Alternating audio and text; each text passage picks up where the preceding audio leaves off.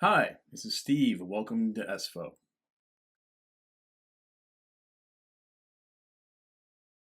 Now, Chicago is very stingy in celebrating our musical history. Like the efforts to get a blues museum together and a jazz museum together have been just, it took decades and getting people to recognize blues musicians in the airport when you got here. That was just something the city didn't want to invest in for whatever reason.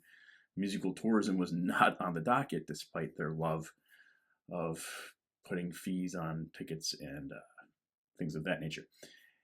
Anyway, but if there was a nice big Chicago history museum for cultural and arts, Steve Albini would command an exhibit of his own. As has been noticed in various obituaries and newscasts since his passing on May the 7th, his fingerprints are everywhere in the city.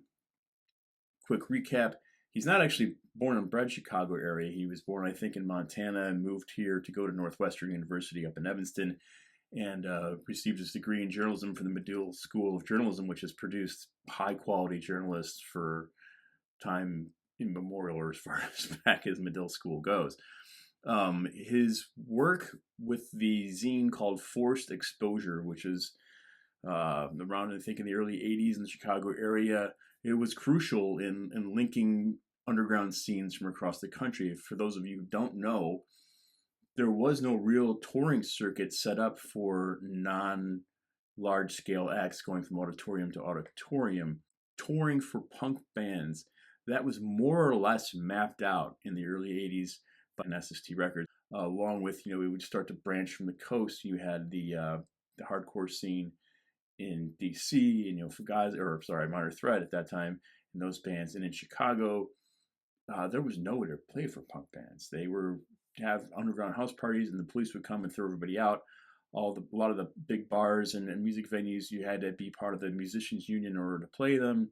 The general music going public liked cover bands. I once talked to Kim Thale from Soundgarden, who grew up in the south suburbs here, about part of the decisions why he and Hiro Yamamoto left to go to Seattle. You couldn't play around. You couldn't see bands you wanted to see. You had to get these limited edition newspapers like Forced Exposure and read up, and then Tape Trade and all this other stuff. So Albini, from the very start, big part of the music scene, very industrious.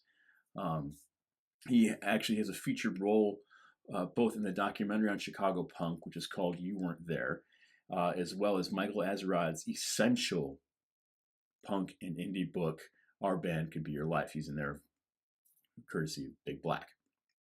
In Chicago, as it did after World War II, another book you should read is Tom Dyja's The Third Coast, When Chicago Built the American Dream. Chicago's impact on American culture beginning in the 80s through the 90s cannot be understated. It's always been in the shadow of Los Angeles and New York as far as entertainment power.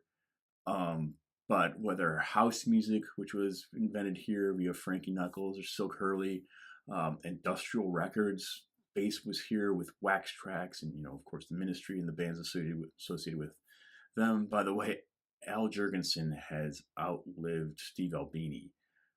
Chew on that for a second. Corey Rusk, Touch and Go Records, sustained the bridge between post-hardcore and American indie rock.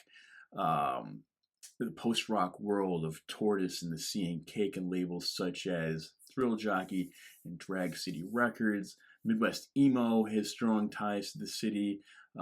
Trouble, the band Trouble, single-handedly kept doom metal alive.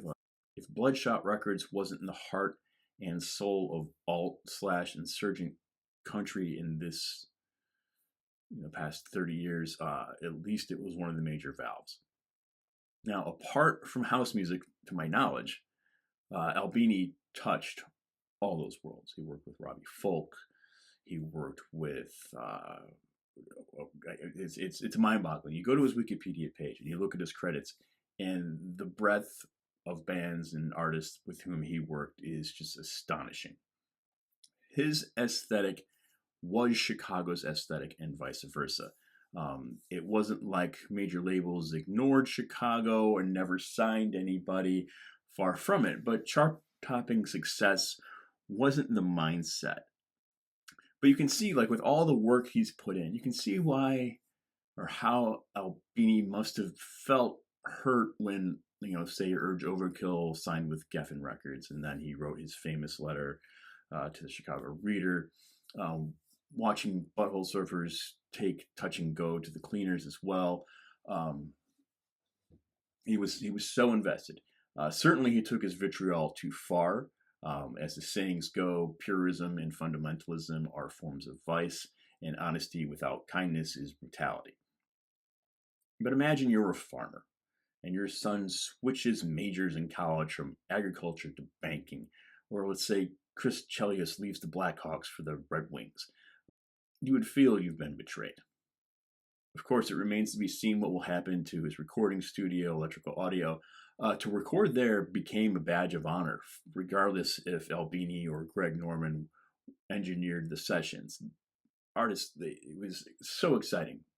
I mean, one of my cousin's husband, his band recorded there, and of course we interviewed, when I was in the magazine industry, countless bands who recorded there, and it was just like, put a smile on their face. It's like we got to go to Disney. It was that sort of feeling, it was almost like an achievement, even though it was something you paid to do. The amps and gear on hand were like a combination of an astounding museum and a petting zoo, because you could actually use the stuff he had. And it's no wonder that Cheap Trick became good friends with Albini, given their respective collections. I can imagine Albini and Rick Nielsen on the phone being like, my house is boring. Let's go to your house. Your house has cool stuff. The Hall of Fame will want a word when time for grieving has passed. Without ever having met him, I will miss Steve Albini. Prior to my being hired by Illinois Entertainer magazine in Chicago, I don't think he'd ever agreed to do an interview with the magazine. I haven't completely researched that. However, it was certainly repeated as if it was fact by the time I had been hired there. It was founded in 1974. I got there in 2001, and as far as I know, there was never anything in print. And then when I became editor-in-chief, I repeatedly tried to reach him.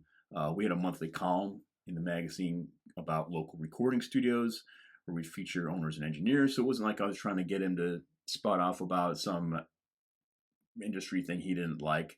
I was just trying to get someone to talk shop about electrical audio and what it's like for him and what trends he saw in recording, but never got a response, neither from him nor from Greg. If we printed news about who was recording there, it came from the artist who was recording there, not from the studio. For Touch and Go's 25th anniversary, we dedicated a cover story that featured owner Corey Rusk, as well as several people in the Touch and Go sphere, interviews with current and former artists, as well as friends like Ian MacKaye from Minor Threat and Fugazi. But Albini refused my request. And it's not like he wasn't doing interviews on the 25th anniversary topic. He must have done more than a dozen for similar stories that are all readily available online. We often speculated at The Entertainer that the roots of his silence towards us went back to his forced exposure days, when the punk and hardcore scenes were being pushed around by the police and getting no support from publications like The Entertainer. Our magazine's bread and butter was REO Speedwagon, Survivor, Styx, etc., kind of like the Rolling Stone of the Midwest. But Albini would also have known that at its core, we were for the local working musician. Different styles of music and different tastes, but ultimately we were both pulling in the same direction. Well, the ones who love us least are the ones we'll die to please. At least he never publicly scolded us. He actually says the name of the magazine in the You Weren't There documentary without any tone, good or bad. It's not like poor Bill Wyman in the Chicago Reader. One thing I had in common with him, apart from our names, Steve, came to light yesterday, actually. I was watching obituary clips and other interviews on YouTube that he had done. A couple of years ago, he appeared with Nirvana's Chris Novoselic and Dave Grohl on Conan O'Brien's podcast. before he agreed to record their final album In Utero. He kind of gives a long-winded apologetic answer, but ultimately says he was aware of the Nevermind album, How Couldn't You Be, but he wasn't necessarily a fan. I was the same. Kurt Cobain always rubbed me the wrong way. He appeared in an obnoxious latex gown on my favorite MTV show when I was in middle school called Headbangers Ball. The contempt he often showed to interviewers. I even used to watch, I had a VHS copy of a Sonic Youth Tour documentary called 1991, The Year Punk Broke. And Cobain makes J Mascis look downright gregarious. When In Utero was released, I remember rolling my eyes at the title and content of the song Rape Me, especially in light of the liner notes to the B-Sides album Incesticide, which followed just a year earlier, where Cobain lashes out in the liner notes at the men who sexually assaulted a woman while singing his lyrics to the song Polly. It seemed like really tone deaf. And I was 15, 16, even I could tell. Nevertheless, in 1993, I began going to concerts with my friends. Aerosmith and Megadeth in June was the very first. Stone Temple Pilots then opened for Butthole Surfers in July, I think. And then in September, we saw Alice in Chains. And then tickets on sale for Nirvana at the Aragon Ballroom in October 93. We'd see the Smashing Pumpkins that December, and we were just on a tear. Anyway, a bunch of us were going, a bunch of us teenagers, and so I followed the pack. So back to the Conan O'Brien interview. Albini adds a coda to his story, saying, later, after seeing them, Nirvana in concert, I realized that I would have been a fan earlier if I had seen them live. And that's exactly how I felt. The Nirvana show was amazing. Cobain's sins were washed away, and I reconsidered. Now, Steve Albini is gone too.